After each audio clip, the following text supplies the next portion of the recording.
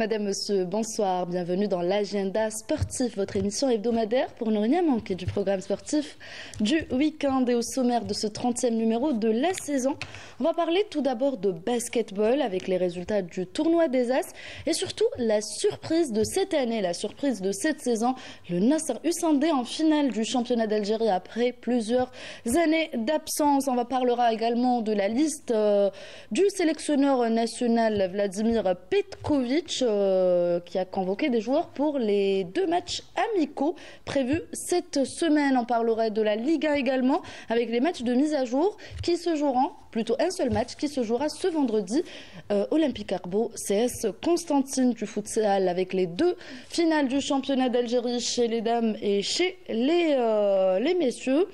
Il y aura du handball avec les demi-finales du championnat d'Algérie avec des matchs très intéressants, 2 matchs intéressants et surtout 2 matchs qui seront très serrés. Il y aura de l'athlétisme avec la 4e journée élite qui se déroulera à Béjaïa, du triathlon avec la première étape aquathlon et du tennis, plutôt du beach tennis avec la 3e étape qui sera organisé à Zemmouré. On terminera avec le stage de l'équipe nationale de gymnastique. Et j'ai le plaisir d'avoir avec moi sur ce plateau un homme heureux.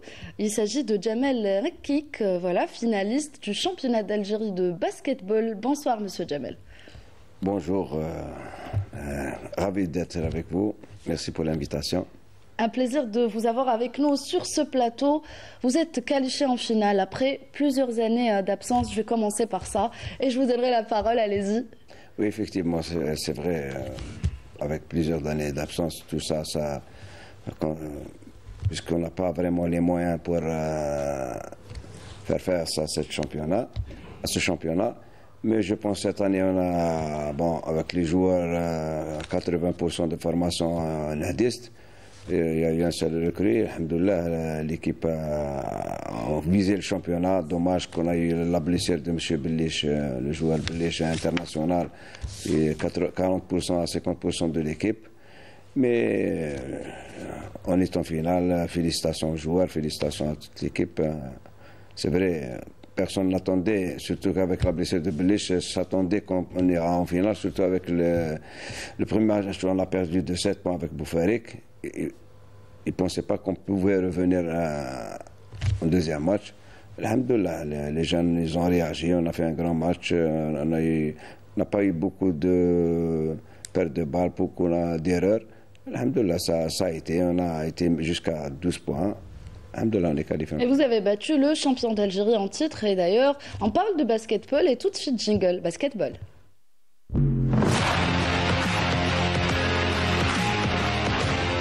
Voilà, et le Nasser Hussein-D rejoint le NBS Tawali en finale du championnat d'Algérie de la Super Division.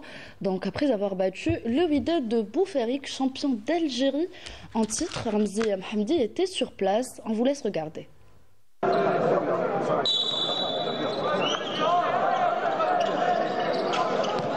Une qualification logique et un exploit à la coupole.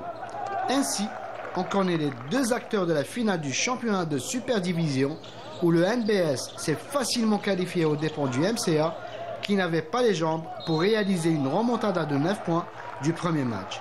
Où lors du premier quart-temps, les gars de Stawali ont maintenu leur adversaire à distance en l'emportant par 21-18 alors que cet écart s'est encore plus creusé au second quart-temps avec 10 points d'avance, 38-28, une véritable démonstration du NBS. Au 3e quart-temps, le MCA n'abdique pas et réduit cet écart à seulement 4 points en s'inclinant 54-50, mais Stawali a l'expérience réussit à terminer le match sur un score de 77-71 et se qualifier pour la finale.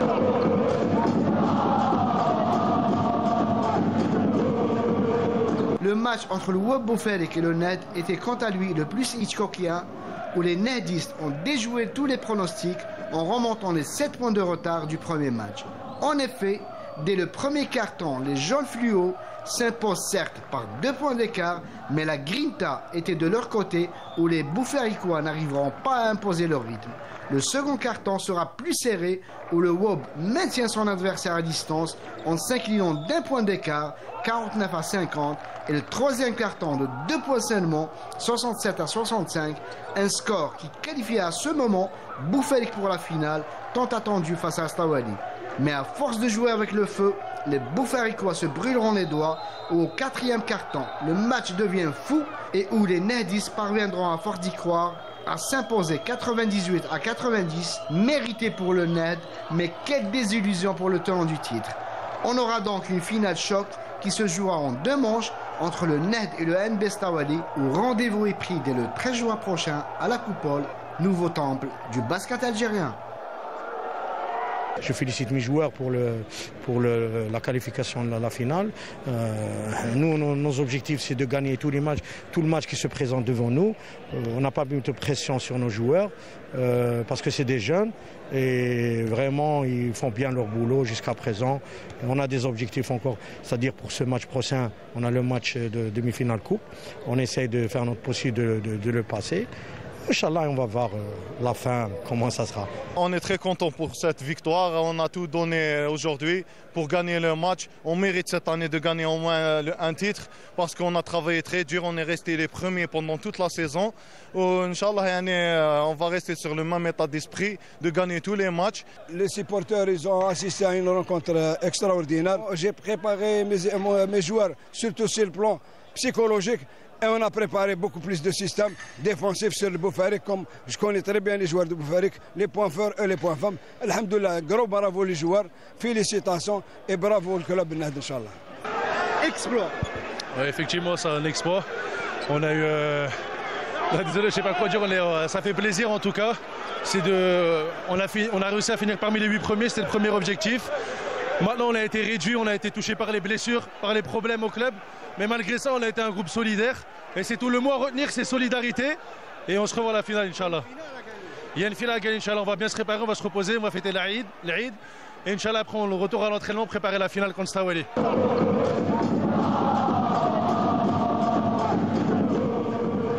Voilà, donc le Nasr Hussein-D se qualifie difficilement. Vous avez perdu lors de la première rencontre 69 à 62 devant Boufarik et vous les avez rattrapés 98-90. Comme vient de le dire votre joueur, la solidarité était la clé de la réussite malgré les nombreuses difficultés, coach. Oui, effectivement, nous avons beaucoup de difficultés sur le plan financier, sur le plan infrastructurel. On s'entraîne 5h30, 6h par semaine. Je pense que c'est peu pour des créneaux d'entraînement pour une équipe qui joue à la performance. C'est des joueurs d'équipe nationale qui s'entraînent 6 heures par semaine. Je pense que c'est vraiment peu. Mais on a essayé de rassembler tous les joueurs. Ils ont été très solidaires. Ils avaient quelque chose à vouloir faire. Alhamdoulilah, ils sont arrivés.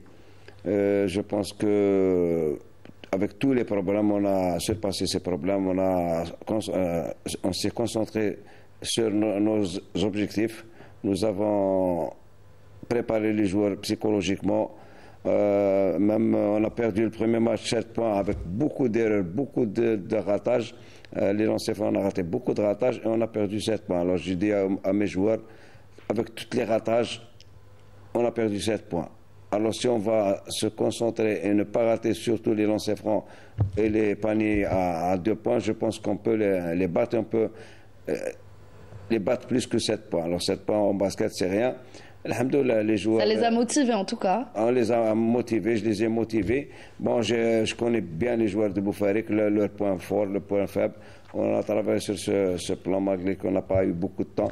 Mais les joueurs ont assimilé très vite, surtout sur le plan défensif et offensif. Ils ont appliqué. Alhamdoulilah, c'est une belle victoire méritée. Voilà, mérité pour le Nasr Hussein-D et coach Jamal Rakik, vous êtes arrivé au Nahd en tant que pompier pour sauver cette équipe-là, surtout après la sanction de Faïd Bilal. Bon, en tant que pompier, non, je suis un enfant du Nahd. Mais vous les avez sauvés durant cette période, on va dire. C'est mes joueurs, c'est le basket. C'est votre club du cœur. C'est mon club, c'est mes joueurs. J'étais toujours à la tête de ce club, de la section basket.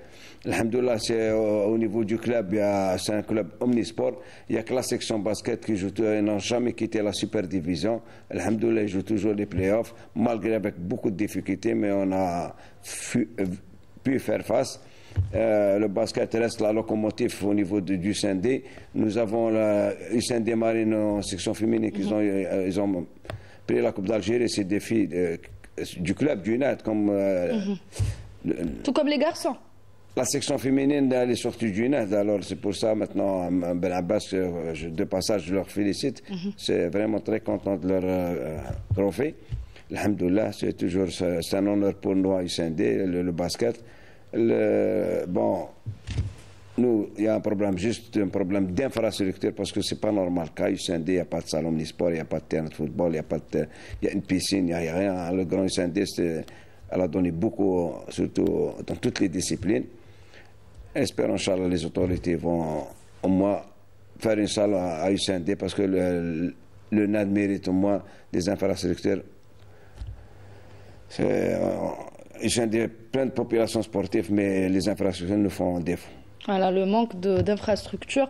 Malgré toutes ces difficultés, coach, vous m'avez parlé tout à l'heure des 90% des joueurs issus de la formation du Nasr USND, une seule recrue cette saison, et vous avez réussi à atteindre la finale du championnat d'Algérie. Donc aujourd'hui, on peut dire que la relève est là. Oui, le NAD n'a pas d'autre choix. On n'a pas les moyens, on est obligé de travailler à la base. Dans toutes les sections, même au football, on est obligé de travailler à la base et former nos joueurs. Malgré le manque d'infrastructures, vous réussissez aujourd'hui de former la nouvelle génération de basketteurs. Vous faites comment? On travaille, des techniciens qui travaillent en jeune catégorie, on leur donne notre expérience, comment travailler, comment former un joueur. À chaque fois, on a c'était un plaisir. Hier, il y avait un joueur espoir la première année, il était sur le banc. Un deuxième, il y a 3 jeunes, c'est leur première année qui sont au niveau de l'équipe senior, et c'est des bons joueurs. Notre objectif, c'est de travailler à chaque fois. Il faut renforcer l'équipe senior avec des jeunes crus du net, parce que sinon, on ne peut pas ramener des joueurs et ne pas les payer pendant 6 mois, ils ne peuvent pas résister. Alors c'est par rapport à ça que la formation TANAD, elle est obligée de travailler à la base. En tout cas, bravo à vous et surtout bravo de leur avoir donné cette chance de disputer ce tournoi-là et peut-être disputer même une finale que vous allez préparer, la finale face au Mbessaouali prévue le 13 juin prochain, le match aller et le match retour le samedi 14 juin. Comment comptez-vous préparer ce duel ? C'est une finale, on va la préparer, malgré que Stawali, c'est une très bonne équipe. Ils ont déjà la salle spéciale basket au niveau du Stawali. Ils sont 33 heures à 4 heures par jour. Et c'est des joueurs qui sont ensemble depuis presque 10 ans. Et la preuve, ils n'ont pas perdu de match cette année. Et on va jouer contre un gros cylindrie. Mais on sait comment les contrer, Inch'Allah. Les joueurs, ils seront au top. Et c'est une finale, ça joue comme on a joué la demi-finale. En tout cas, on vous souhaite bon courage pour cette finale. Je reviendrai vers vous pour parler du Nasr USND. Et tout de suite, on va parler d'équipe nationale.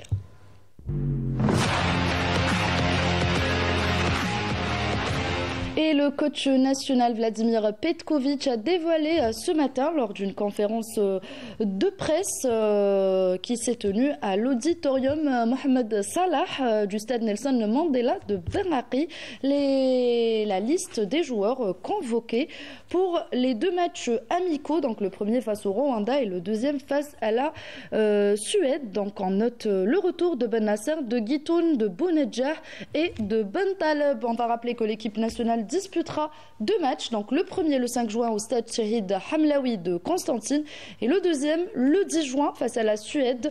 Donc ça sera à Stockholm, et on va parler également de cette première édition du tournoi national des académies des clubs professionnels destiné à la catégorie des moins de 13 ans qui se déroule du 29 au 31 mai Donc à Oran, les équipes des U13 des 16 clubs de l'élite prendront part. Ils ont plutôt pris part à cette compétition qui se déroule dans 4 stades, à savoir de la ville d'Oran, donc annexe Miloud Hedfi, Ahmed Zabana, Habib Bouakal et El Karma. Les deux premiers clubs de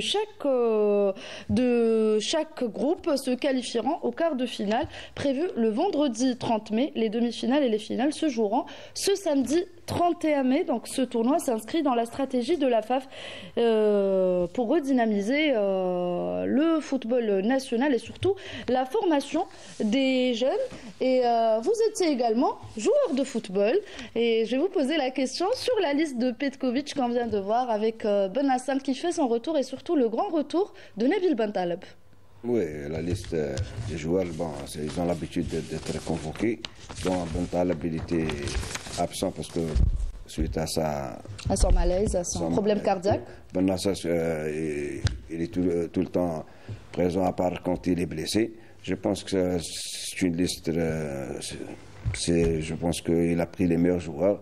Bon, peut-être il suit la forme des joueurs. Lui, il suit les joueurs, il connaît leur forme. Normalement, c'est une liste. C'est une bonne liste. C'est les meilleurs joueurs qui vont, Inch'Allah, partir. Pour ce qui est des 2 matchs amicaux, le Rwanda et la Suède, voilà, 2 bons tests pour les Verts. Oui, 2 bons tests, bien sûr, contre le Rwanda, parce qu'on va jouer même pour la qualif de la Coupe du Monde contre des équipes comme la Rwanda. Et la Suède est préparée, la Suède c'est une grosse cylindrique et au moins on va voir notre équipe nationale, Inch'Allah, se qualifier à la Coupe du Monde et ils vont faire une bonne Coupe d'Afrique, Inch'Allah. Inch'Allah, voilà, 2 bons tests pour les Verts et on passe tout de suite à la Ligue 1.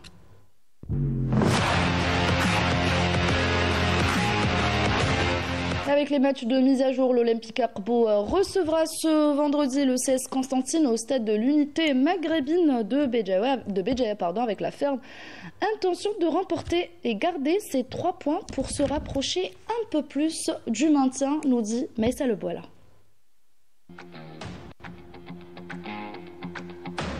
En match retard de la 23e journée du championnat, l'Olympique Arbo accueille ce vendredi le CS Constantine au stade de l'unité maghrébine de Béjaïa, dans une rencontre programmée à partir de 17h. Un duel crucial qui opposera 2 formations en quête de stabilité en cette fin de saison, avec des dynamiques différentes.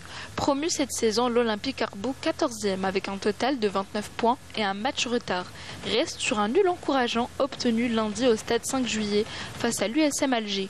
Un but partout, un résultat qui confirme la combativité des Lions de la Soumam, déterminés à jouer leurs cartes pour assurer leur maintien. De son côté, le CS Constantine, 9e au classement, les Sanafir, compte actuellement 34 unités, mais dispose encore de 2 matchs à rattraper. Accrochés 2 fois de suite, d'abord à domicile par le Mouloudia d'Oran, les 2 équipes se sont quittées sur un score de 2 buts partout. Puis en déplacement à El Bayed face au Mouloudia local, où les 2 formations se sont neutralisées, un but de chaque côté. Les Constantinois voient le peloton de tête s'éloigner progressivement. Une victoire devient impérative pour les hommes de Modoui, s'ils veulent rester dans la course à une place honorable. Mais cette rencontre pourrait aussi sceller le sort d'un autre club. En cas de match nul, l'US Biskra, lanterne rouge, serait officiellement relégué en Ligue 2. Voilà, donc et les Constantinois comptent également un dernier match retard qui est fixé à ce mardi 3 juin à domicile face à l'USM Khenchla et on va parler tout de suite de futsal.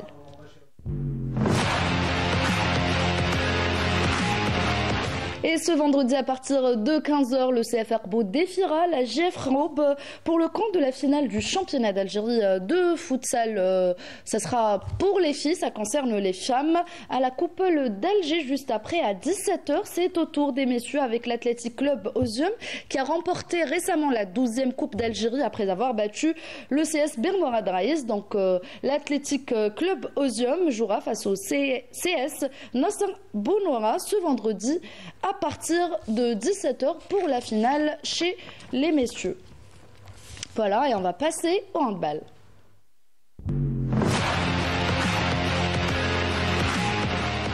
Le Final Four du championnat d'Algérie de handball excellence messieurs se tiendra ce vendredi et samedi à la salle Harsha Hassan avec deux beaux duels au programme, deux duels très serrés, nous dit Riyad Belkhadim. Cette saison, le Final Four ne verra pas le champion sortant, le Mouloudia de Borj Barij, jouer pour défendre son titre. Les deux affiches des demi-finales qui se joueront ce vendredi verront le handball club d'El Biar affronter la jeunesse sportive de Saoura. Ce sera à partir de 15h une confrontation qui semble déséquilibrée sur le papier tellement le handball club d'El Biar avait dominé les 2e, 3e et 4e journées du championnat de play-off. Dans l'autre demi-finale, deux formations également s'affronteront pour jouer une place en finale. L'entente sportive de Ain Touta, déjà sacré champion d'Algérie il y a quelques saisons, jouera face à l'Olympique El Oued et ce sera à partir de 17h. Ce Final Four décernera deux places pour la finale qui se jouera samedi, une finale synonyme de champion pour cette saison. Et on le disait, les grands absents de ce week-end de Final Four des playoffs seront très certainement la GSE Skikda, emmenée par l'ancien entraîneur national de Hili, et surtout le champion sortant, le Mouloudia de Borj Barij, qui n'ont pu se qualifier et se hisser à ce stade du tournoi final du championnat d'Algérie. Une équipe semble favorite après l'élimination des deux ténors du championnat, c'est le handball club d'El Biar, avec surtout sa nouvelle recrue, M. Saoud Berkous, mais à ce niveau, tous les pronostics sont difficiles à émettre.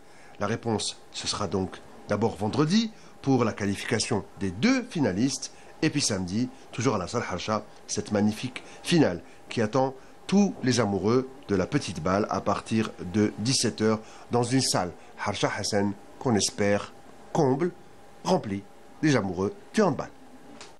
Voilà, donc c'était le programme complet qu'on va revoir en images.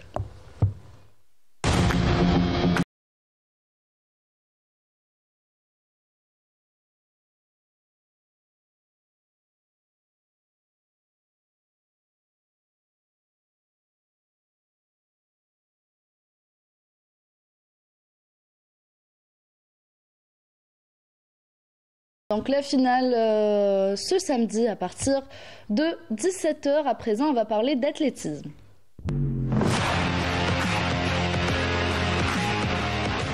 Et la Fédération algérienne d'athlétisme, en collaboration avec la Ligue d'athlétisme de la wilaya de Béjaïa, organise la 4e journée élite prévue ce vendredi et samedi avec plusieurs épreuves au programme au niveau de Souk El Tnin de Béjaïa. Donc voilà le programme complet de cette compétition.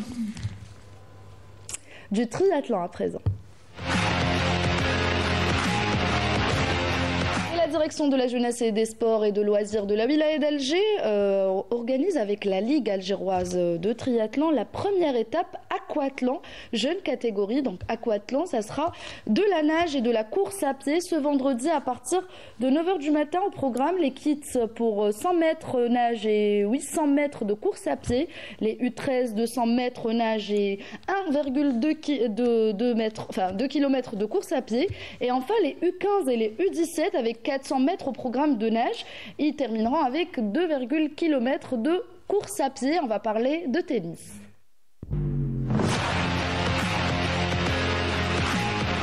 Et le tennis avec du beach tennis sous l'égide de la Fédération algérienne de tennis, le club ASJK de Boumerdès organise la 3e étape de beach tennis ce vendredi et samedi avec plus de 60 athlètes qui seront présents pour cet événement qui sera organisé à Boumerdès au niveau du complexe touristique Le Grand Bleu.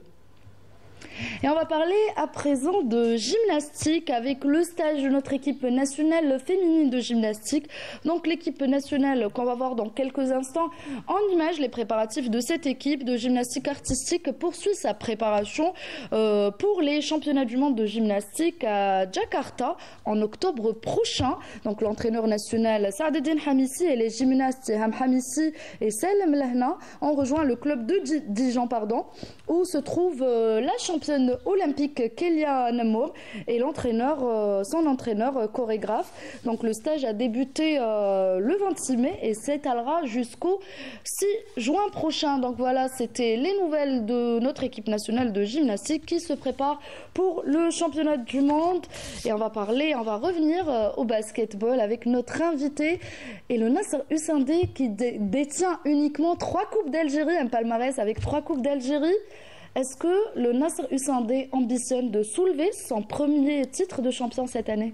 Bon, 4 coupes d'Algérie. 4. La Wahiba qui m'a... Une en 77. Voilà, la première en 77. Une en 82, une en 84 et une autre en 92. Très bien. 4 coupes d'Algérie. Dans l'armoire du club du Nasser Husseindé, mais pas de championnat d'Algérie, vous me l'avez dit tout à l'heure.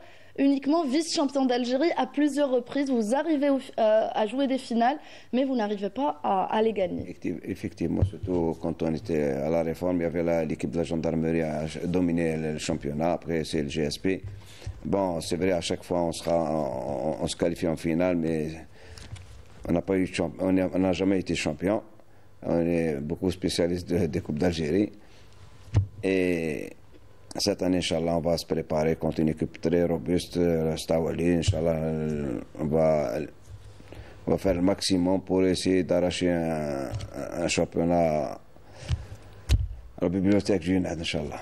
Moins de 15 jours avant cette finale, est-ce qu'il y aura peut-être un stage, une préparation spécifique pour bien préparer cette finale face au NB Stawali? Bon, espérons que l'administration va faire quelque chose pour l'équipe. Déjà, il faut essayer de leur ramener au moins un salaire pour l'Aïd, parce que ça fait 6 mois. Et d'ailleurs, je vous laisse lancer un message aux autorités, peut-être qui pourront vous aider et surtout bien préparer cette finale. Oui, effectivement, parce qu'il y a l'Aïd qui s'approche, les joueurs n'ont pas perçu de salaire. Nous allons faire tout pour essayer de leur au moins ramener 2 mois de salaire, comme ça ils vont passer à l'Aïd avec leur famille. Et lancer un appel, c'est normal aux autorités locaux et même... parce que c'est pas normal qu'un club de super division, la DGS, lui donne une subvention de 2 millions de dinars ou 1 500 000 de dinars, alors que les frais d'engagement c'est 600 000 dinars. Alors... moi, je vois que c'est pas normal, les sports, court, basket, volley, toutes les disciplines, à part le football, ils sont en train de souffrir. Il n'y a pas d'équité. Je pense que si on veut avoir des équipes nationales handball comme d'habitude, il faut investir. Il faut investir. On ne peut pas, soit en semi-professionnel, les joueurs n'ont pas de statut. C'est des joueurs chômeurs qui s'entraînent chaque jour, mais sans salaire, je pense que c'est criminel. Ils ne peuvent pas, même pour le moyen de récupération par rapport au championnat. On joue des matchs de phase de 3-4 matchs par semaine et il n'y a aucun moyen de récupération. Les joueurs, je pense que chapeau, moi je dis chapeau aux joueurs, chapeau aux gens qui sont en train de se sacrifier. Voilà, chapeau aux gens qui sont en train de se sacrifier. Et encore une fois, malgré toutes ces difficultés, la grande équipe du Nasser Husseindé se retrouve en finale du championnat d'Algérie. Je vais vous laisser vraiment 30 secondes pour parler à vos joueurs, voilà votre caméra, et les encourager à continuer à se battre, à être déterminés et pourquoi pas soulever le premier championnat de leur histoire. Effectivement, mais c'est pas. Moi, je les prépare pas. Je sais que c'est des enfants du club. Ils aiment le club comme comme vous l'aimez vous aussi. Comme je l'aime moi. C'est des joueurs, ils sont du scindé, c'est des joueurs de cru. Alors ils se bagarrent pour les couleurs. Alors moi, je les prépare surtout sur le plan technique, comment jouer, et sur le plan psychologique, parce qu'il y a des jeunes, ils n'ont pas d'expérience, ils n'ont pas l'habitude de jouer des finales. Inch'Allah, on aura les moyens déjà de faire face à cette finale, Inch'Allah. Merci beaucoup, coach. En tout cas, sur le plan émotionnel, vous êtes sûr que vos joueurs vont se battre pour les couleurs du Nasser Husseindé? Non, je suis sûr. Ils se sont battus déjà depuis le début de saison. Alors là, je ne vois pas. Je les connais très bien. C'est mes enfants. C'est les joueurs. Je les ai formés. Je les ai toujours eu à la tête du club. Ça fait 55 ans que je suis au club. Donc, joueur, entraîneur, président... dirigeant, staff médical. J'étais vous étiez toujours là pour le pompier, exactement comme l'a si bien dit Mokhtar Hammani. Vous êtes le pompier de cette équipe. De l'équipe, de la section basket. Et puis, je suis très, très disponible pour mon club, pour le NAD. je le fais gratuitement. Et moi, je dis chapeau aux joueurs. Et surtout, je tiens à remercier le joueur Bellich, malgré avec sa chirurgie qu'il a fait, l'opération qu'il a fait. Il a été toujours avec le gel. Il a joué le rôle d'un bon capitaine. Je le remercie beaucoup. Bravo à vous, à vos joueurs et surtout à Nasser Husseindé. Merci encore, coach, d'être venu. Et bon courage pour cette finale. Merci à vous pour l'invitation. Je suis très content de participer à cette émission. Avec plaisir. On espère vous voir, pourquoi pas avec un trophée. Inch'Allah. Inch'Allah. Merci à vous, nos chers téléspectateurs, de nous avoir suivis. On arrive au terme de cette émission.